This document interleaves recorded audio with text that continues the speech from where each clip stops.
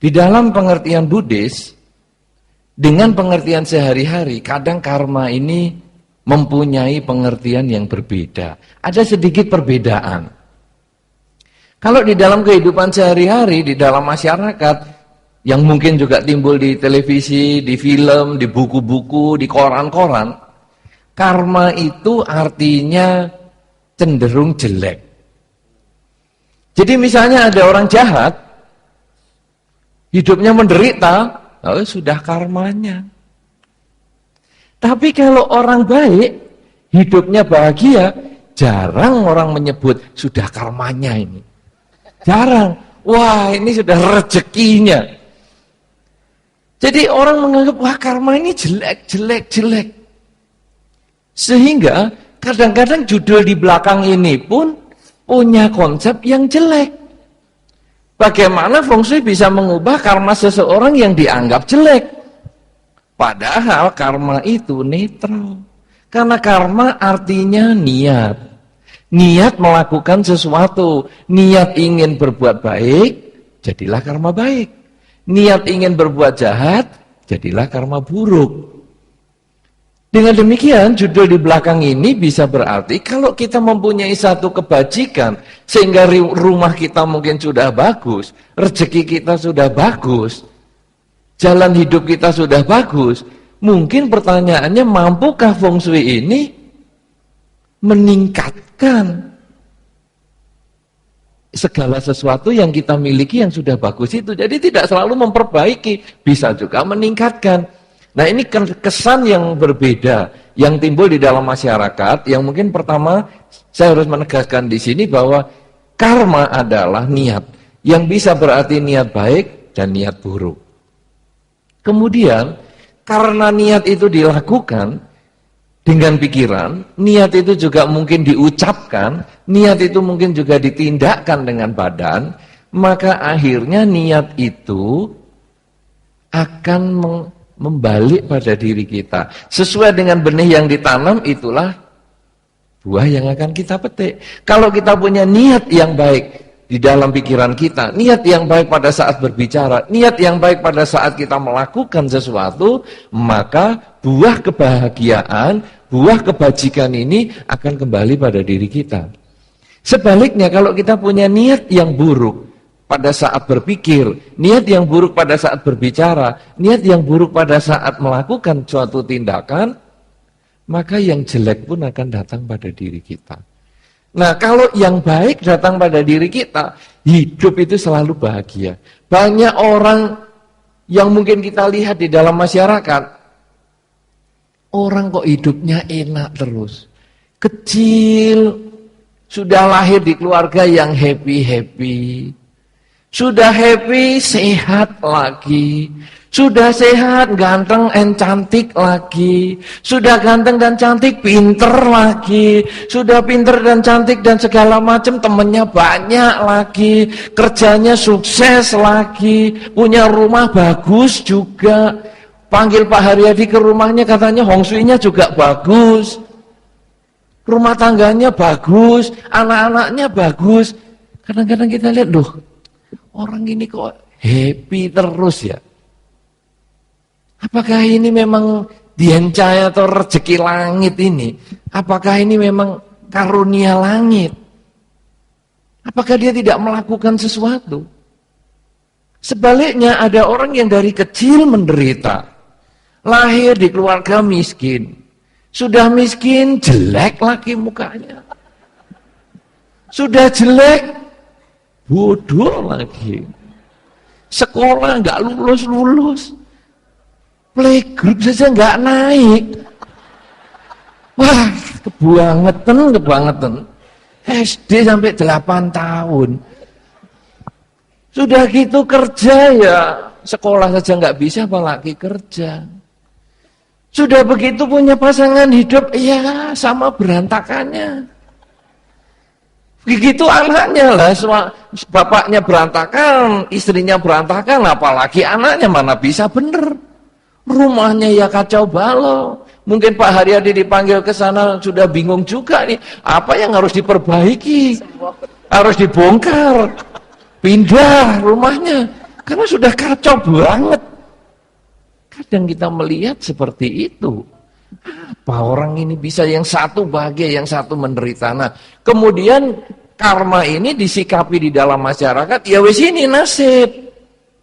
Sudah tidak bisa goyang kita dengan nasib, terima aja. Terima saja nasib kita. Kalau sudah miskin, ya miskinlah terus. Tidak mampu, ya tidak mampu terus. Sedangkan yang pandai, pandai terus. Saudara-saudara, di dalam karma bukan demikian. Karena karma adalah niat, bukan hanya nerima. Kalau hanya nerima, kita ya sudah jalani. Kalau sakit ya memang karmaku berbuah. Nanti kalau ditunggu kan karmanya sembuh-sembuh sendiri akan sembuh. Tidak demikian, saudara. Karma karena itu niat, berarti itu ada usaha. Ada perbuatan yang dilakukan dengan pikiran, ucapan, dan badan kita. Oleh karena itu, mereka yang sudah sukses, mereka harus menambah kebajikan dengan pikiran, ucapan, dan perbuatannya terus-menerus. Sehingga suksesnya dipertahankan, kalau bisa ditingkatkan. Feng Shui ini menjadi salah satu usaha seseorang untuk meningkatkan kesuksesan itu.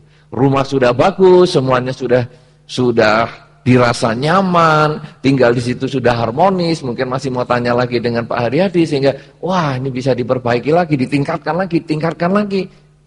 Sehingga akhirnya kesuksesan itu akan bisa diperpanjang. Sebaliknya karena karma itu juga perbuatan, ketika seseorang hidup di dalam kondisi yang menderita, dia bukan hanya menyerah, tapi dia harus berjuang, mengisi pikirannya, ucapannya, dan perbuatannya ini dengan kebajikan. Sehingga akhirnya, mereka yang mungkin dari kecil lahir di keluarga menderita, hidupnya setelah dewasa menderita, kok dia bisa diajak orang ikut seminar, ikut talkshow tentang Feng Shui pada kesempatan ini. Dan ketika ikut talkshow, dia mendengar apa yang disampaikan Pak Haryadi. Dan dia, kebetulan mungkin pemenang salah satu door prize, sehingga akhirnya punya kesempatan untuk komunikasi dengan Pak Haryadi, sehingga punya kesempatan memperbaiki rumah, sehingga punya kesempatan untuk maju. Itu adalah karmanya dia. Kalau dia dapat kesempatan tapi tidak datang ke sini, tidak ada niat untuk melakukan sesuatu tindakan untuk hadir ke sini, semua kesempatan itu lenyap. Ya memang karma aku menderita begini, sudahlah untuk apa ikut talkshow begitu, toh juga menderita sudah.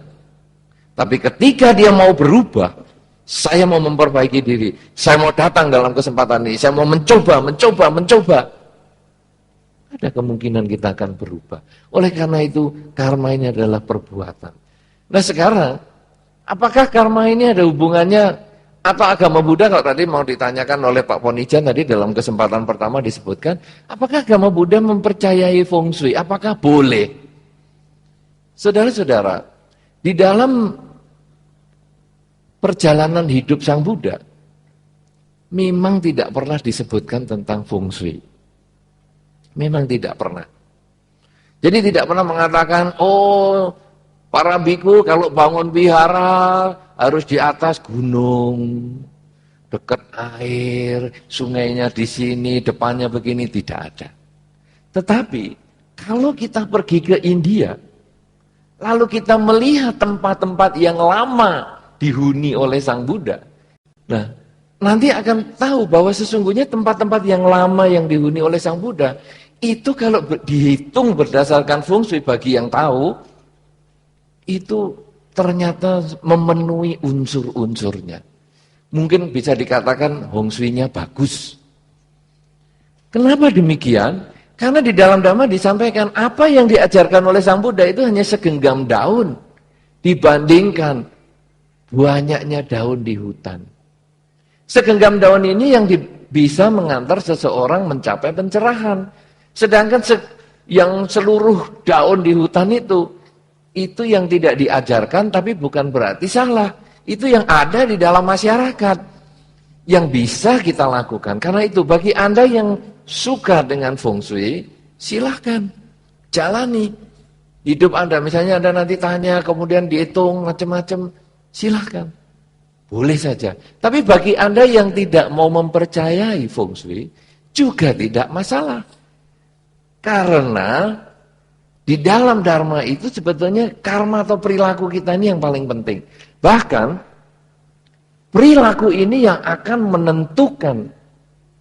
Kalau mungkin di dalam cerita di atas ini tema kita talkshow adalah apakah feng shui bisa mengubah karma. Tadi saya diingatkan oleh Pak Ponijan.